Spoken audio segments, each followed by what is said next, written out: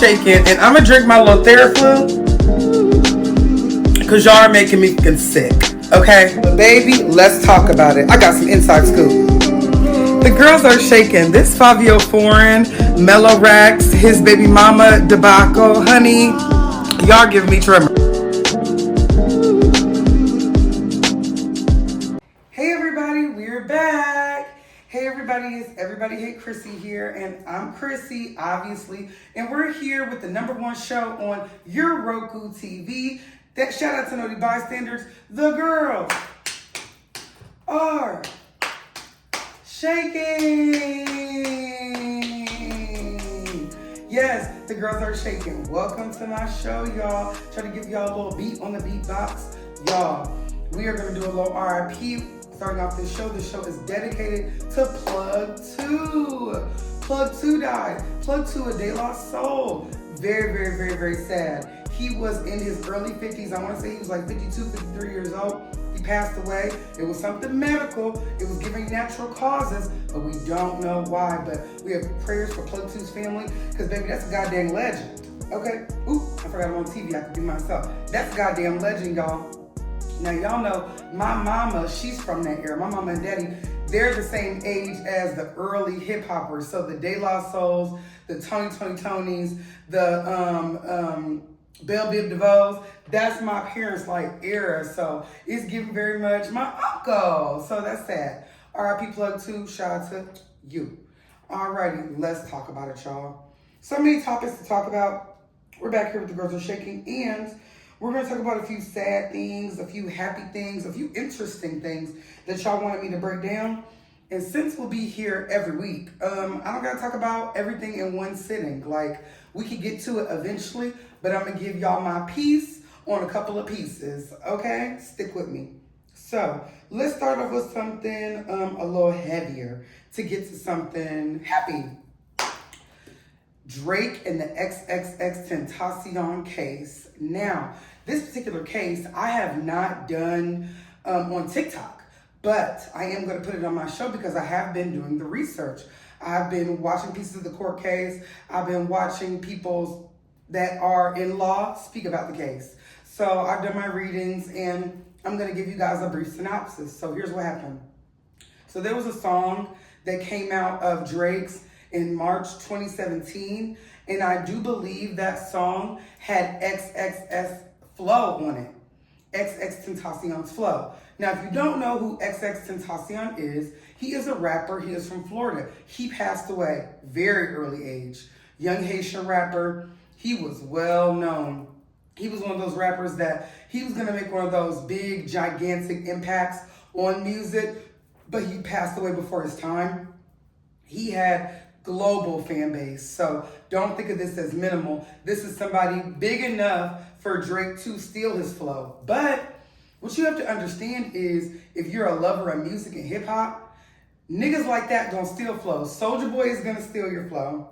Drake is gonna steal your flow. Who else might steal your flow? There's some singers that if a vibe gets popular, they're gonna hop on that. Like SZA's definitely herself, but she'll steal your flow. She did a lot of different types of music in her last album. So that could be, to some people, offensive. They could be like, what the fuck, bitch? I took forever to work on my motherfucking flow. How dare you? And there are some people that are like, hey, when it's saucy, you feel me, they gonna dip in the sauce, they gonna try to cook with it. They just trying to have the best recipe too. But Drake stole his flow allegedly, according to XXX. He was very upset about it. So he got to talk shit. So Drake got to talk shit back in songs. So they're having a little, back and forth in music. It's a rap beef, but it got way uglier and deeper than it was supposed to get. So now XXX came out and said, even before he died, and I saw the camera clip of where he said this, and when he tweeted it, he said, if I die, Drake and the OVO camp, somebody had something to do with it, and that got something to do with Aubrey. Okay, he's got something to do with my death, and this was before he died. Now, while he was alive, they dissected those particular tweets, and he came back and said that they were, that wasn't him. All alleged. It was all a lie. It was all a lie. XXX came out himself and said that what he tweeted was not him. I do not know if he particularly took back what he said on video, but he took back his tweets, but they ain't buying it. They took Drake to court for this because of some of the things that Drake was saying. Some of the things that Drake was saying was outrageous, y'all. It give very much like Louis bags and exchange for body bags. Basically, like in the lyrics, Drake put his own alleged, because I don't want to get in trouble, he put his own little fake story about putting money on someone's head. Louis bags and stage for body bags, 50,000 on your head, you feel me? You can't go nowhere. Gave very much hitman music in the song, one of the songs, because it was several songs that had little pieces of alleged evidence in it. But the one that everybody's referring to is Mob Ties. Everybody's talking about Drake's song Mob Ties. And especially right now, Mob Ties, that's Jay Prince, is a huge topic. We'll get to him in a minute. He's a huge topic because of what happened with Takeoff. Now, here's how Mob Ties allegedly works. They some GDs. What they? Some GDs? I don't think they know Crips. I don't want to get it wrong, disrespect nobody. But they are an alleged organization that's supposed to be not talking underground. And you could call them for security when you go to Houston and certain parts of LA. And they basically are some niggas with pull that can make sure nothing happens to you if you're somebody of an high affluence, okay? They're supposed to be called for protection. So that's the name of what's supposed to be a secret group. And they keep getting less secret and secret by the day. I don't know what's going on with that because they were never supposed to be above ground. But Drake was allegedly given the permission to make a song called Mob Ties. Baby, they're dragging him to court. Well, now Drake has now been appointed to court. He goes to court February 24th in Miami, in Fort Lauderdale area. I do believe it's in Florida. If I'm wrong, I apologize. Because XXX is from Florida and he also got killed in Florida. Now here's how XXX got killed.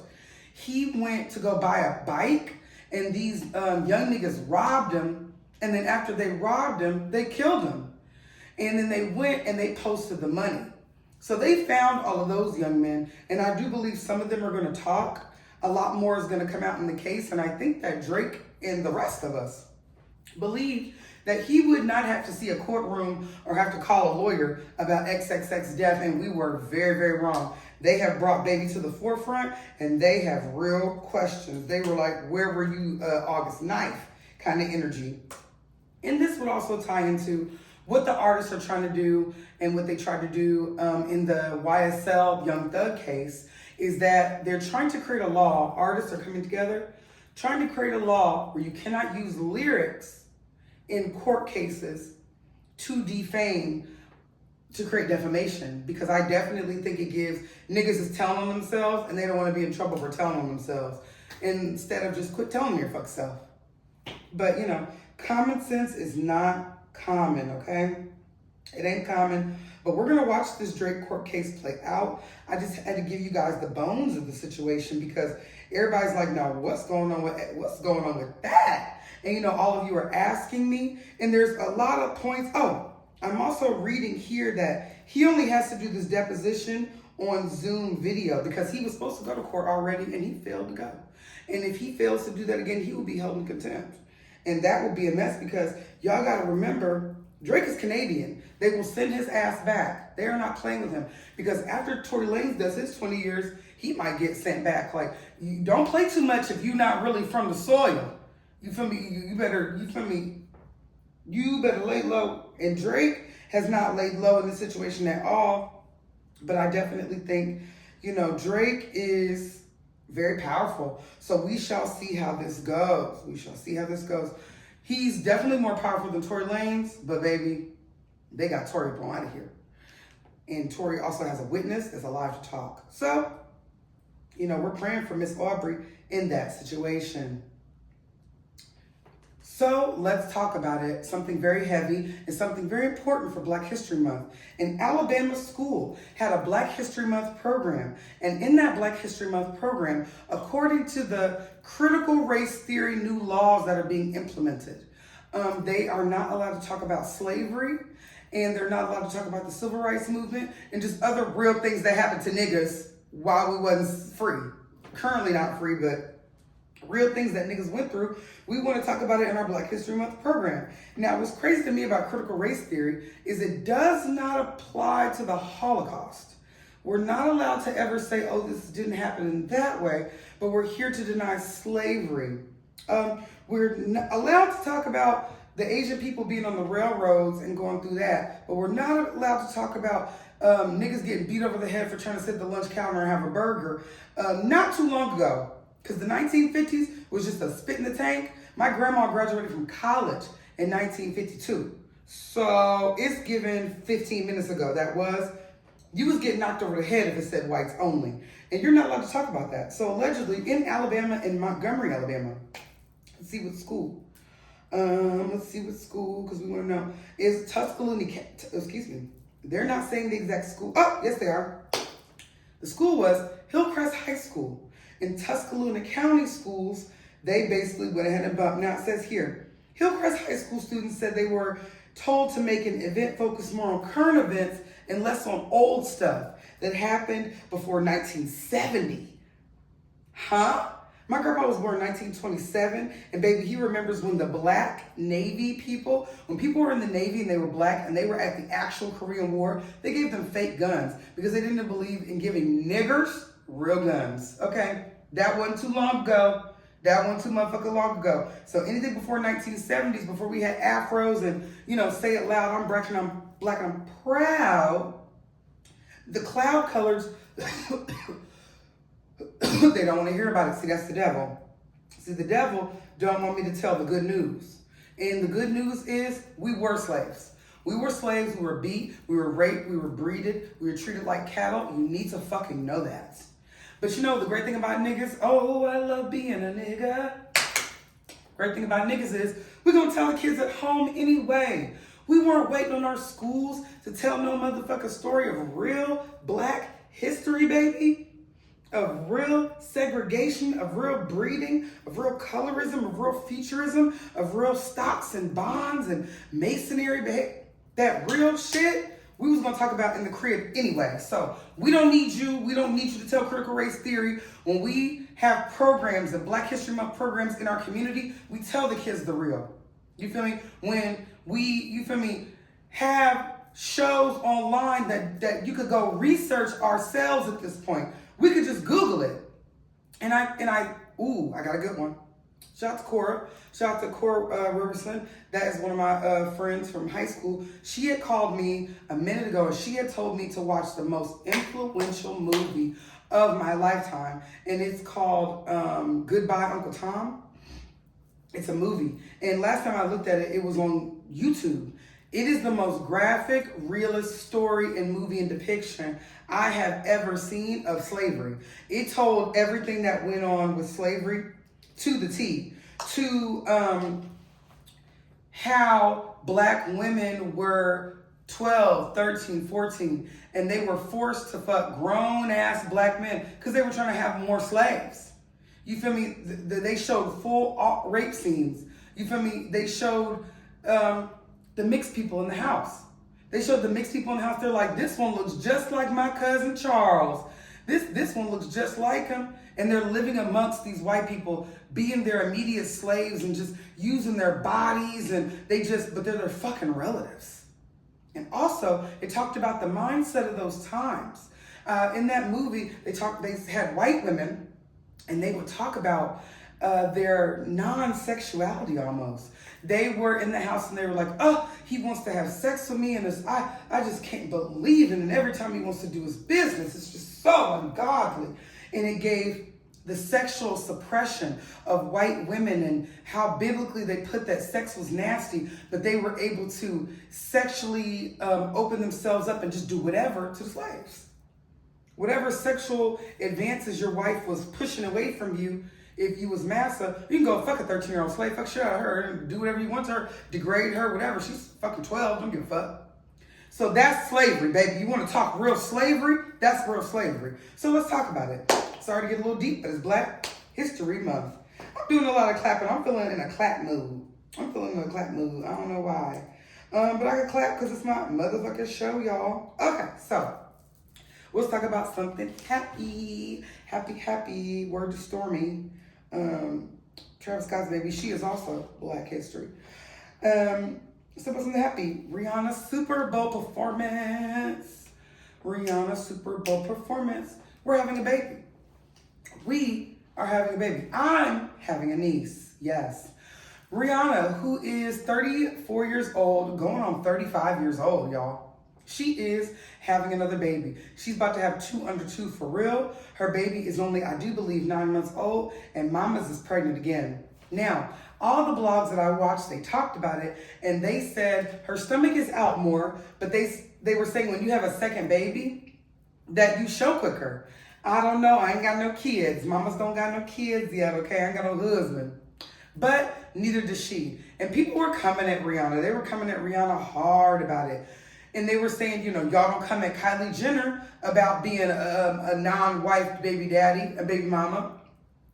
And she's also a billionaire. But, in the Rihanna's case, what I feel like from Rihanna is, I feel like she went through it with niggas. Drake was a cornball. Chris Brown was abusive. And A$AP Rocky was her best friend. He was her best friend. He didn't get on her fucking nerves. You feel me? He didn't have no kids already because both of them niggas got kids with other bitches. Don't nobody want to be no second baby. Don't nobody want to be no second baby mama. You want your first kid and your children's experience to be with that first person so they can have the same amount of like joy and scaredness, and it's the excitement and the fear of doing it together the first time. To me, is going to be the fun part. Like, I'm going to be with somebody that doesn't have kids already. Get somebody that's all in. They had my kid shit early. They ain't gotta be like, oh, well, I gotta talk to my baby mama about, no. Rihanna's not doing none of that. You feel me? And we're excited for her. I feel like she's at peace with A$AP Rocky, and good for her. They were friends a really long time. Fashion Killer came out like 10 years ago. Know that. So it's definitely giving, we built this from the ground up, this friendship, this relationship together, and it's my dog, and we have another baby, like I said. And I hope Rihanna has a church kids. She came out, she performed all the songs. Now, let me throw a little bit of tea in there. Donald Trump has been coming at Reed. Pay that no attention. Donald is mad because Reed had made some comments and did some definitely fuck Donald Trump stuff when he was in office, as she should. But Rihanna's words don't really hold no weight. Rihanna's a Barbadian citizen. Does she have dual citizenship? She got enough money, she probably does. She can move amongst America like this world is her oyster, honestly and truly. But, Ree don't vote. She don't got no say over here. But Donald's been coming at her, worst performance ever. And I have seen people, definitely say that they weren't feeling it. But I'm like, bitch, if I'm fucking pregnant and y'all got me high on the thing, I ain't performed in a minute, I'm hot, I'm cold, I'm in a coat, I'm sleepy, I probably want to have a snack and some more shit. I'm doing my best with what I got. And her transition out of each and every song was really fast. As soon as I got in the umbrella, we was on something else. And she opened it up with, bitch, better have my money. Hey, she came with it. People were loving that. They were saying that she paid for the performance. Now, that I have questions on. I'm sure she did, because they do not get paid for Super Bowl performances. The thing is, you're supposed to have an unlimited budget, which I think is a scam. Pay me for my motherfucking pain, okay? And she was able to make a moment. It's a legendary moment. It's supposed to be like a trade-off, influencer for influencer kind of vibe is what the Super Bowl is. So you know what? Actually, I take that back. They said that she paid for part of her performance, and that could be true. But right now, I'm going to say I don't believe it, because those aren't the Super Bowl's rules. But she did have some Rihanna Fenty campaign stuff. Rihanna, if you see this, my address is send y'all my P.O. box, because I would love a little Fenty jersey. I would put it in the case. So she did her big one. She made history. She's a bad bitch, black boss, black nose, black mama, black daddy. Hello, good night. Rihanna's just simply that girl. So, Ree, we're glad to have you back. If you go back in a hole for 100 years, that's fine. You got 2 kids. You got chillin'. You got 2 jits. You got to stay focused. And we absolutely love that for her. We love that for her. Okay, let's do a little messy tease. Megan Fox and Machine Gun Kelly. So, Megan Fox and Machine Gun Kelly have been getting on my motherfucking nerves since they've been together. Machine Gun Kelly is a Cleveland nigga, and Let me tell you something. If you've ever dated a nigga from Ohio, they're very attentive.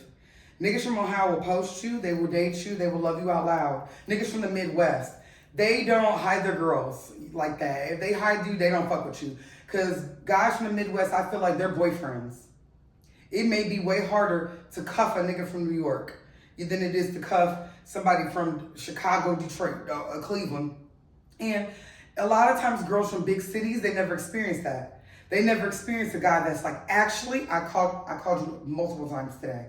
And I was very attentive about how much I communicated with you. That's an Ohio nigga. So I know that she was obsessed with the way he obsessed over her. But it was really weird. Megan Fox will do stuff and say stuff like, before he was born, I conjured him. I was having the thought that I wanted this exact type of man, so I really made him. Just weirdo shit. You know, they were over there doing black magic. Well, she took all his pictures off of Instagram, and I don't believe he accompanied her to something recently. Were they together at the Grammys? I think so. I gotta look for the picture. They might be. I'll put it there. If they're not, then I won't. But they took all the pictures down, and she made a post of Beyonce Lemonade. And everybody knows when you play Beyonce Lemonade, that means your nigga cheated. Word to Monica. When she dragged Shannon Brown down there to the OTR Lemonade tour, because he was cutting up. So we're all like, ooh, trouble in hell, because I can't call it paradise. Them two look like Beetlejuice and Lydia, honey.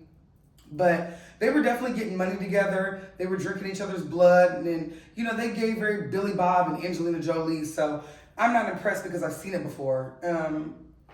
Yeah, I've seen it before. So they allegedly broke up. Hope they can make it work. Machine Gun Kelly has a black child.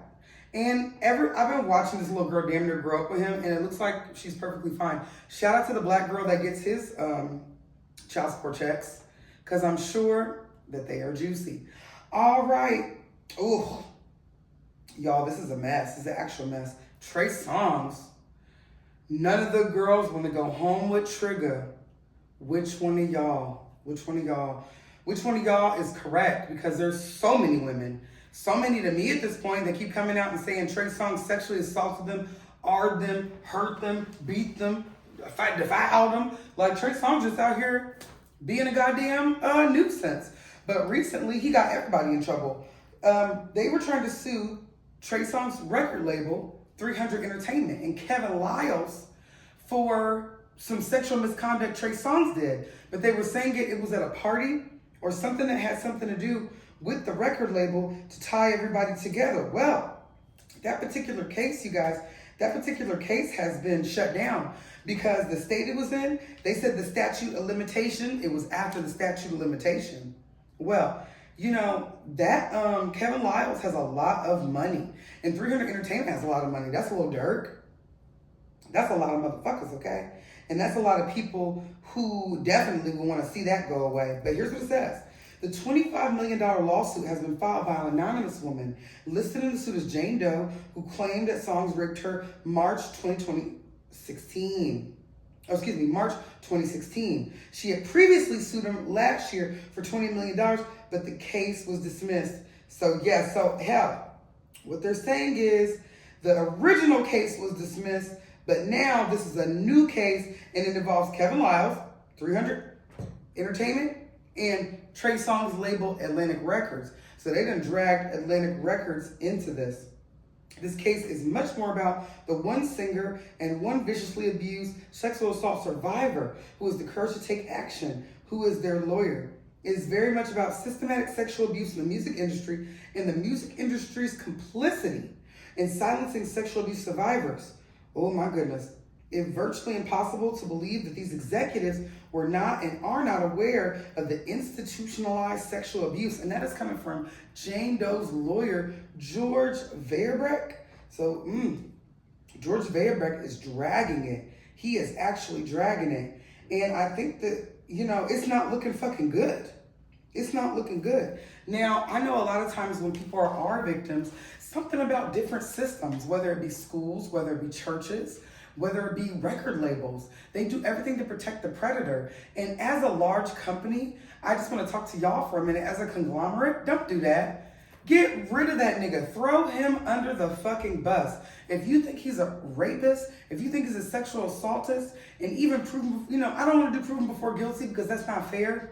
But if it's something like this, 30, 50, 100, 11 women, go ahead and throw the book out and get rid of that person, because now Kevin Lyle's 300 Entertainment Atlantic Records dragged into this and it looks a fucking mess. And what if they do got to come out of 25 mil? Because he was at a company party where he knocked the bitch over the head and tried to take her in the bathroom and R her.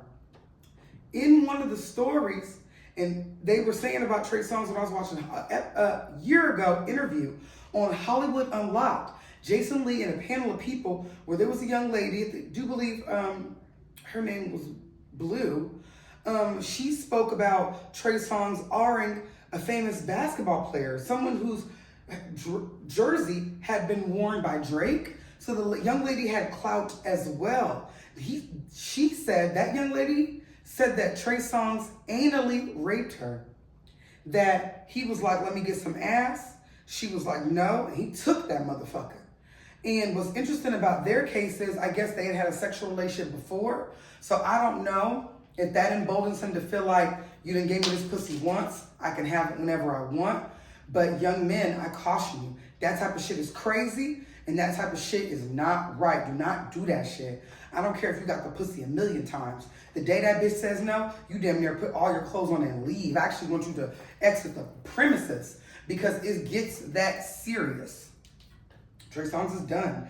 Nobody wants to be associated with him. Yes, the young lady whose claim was Dylan Gonzalez, and that's the girl that wrote him on New Year's. She was like, I was raped by Trey Songz. She wrote that on Twitter. And that shit was a big ass deal. That was a mess. So he's got back-to-back cases. And I told y'all, I have a famous friend, and my friend is actually a legend. And when I say legend, at the Grammys this year, they put up a video or like a backdrop of all the famous rappers' names. Everybody's name was scrolling, everybody that was influential in hip hop, and my friend's name was up there. So if you want to go high level of influence to the people that have given me primary accounts of Trey Songz sexually assaulting or being very aggressive and nuts with a girl right there with them in that situation, not a rumor, not a I heard this, they were there. They were about to beat his ass. It's too fucking much, Trey Songz. It's almost like he gotta go to jail because he's scary. So I hate talking about Trey Songz, but I have to tell y'all that. So stressful. Okay, yes. I could go on about the Beyonce thing, but Beyonce is getting enough clout. She's fine. Beyonce doesn't need me to tell her story. And this album of the year thing, everybody's going against Harry Styles for Beyonce for album of the year. Shout out to my best friend. He got a Grammy with Beyonce. I don't know if I should put his name out on here because, I spilled tea on here. But my best friend got an award with Beyonce. Shout out to him. And I really do feel like Beyonce probably thinks that record of the year is important. But y'all can kiss her ass. She's awarded the most Grammys ever. She beat out that one white lady. Because remember, it was that white lady for a long time who was the composer. I'll put her face up here. I forgot her name. But now it's Beyonce. So we shout out to her. We love her. Okay, so just a little bit of messy tea before we get on up out of here. The City Girls. They're talking about the City Girls being over. That was a rumor, you guys. That's nothing. The City Girls are not over. I watched the interview with JT and Angie Martinez, and it was very interesting.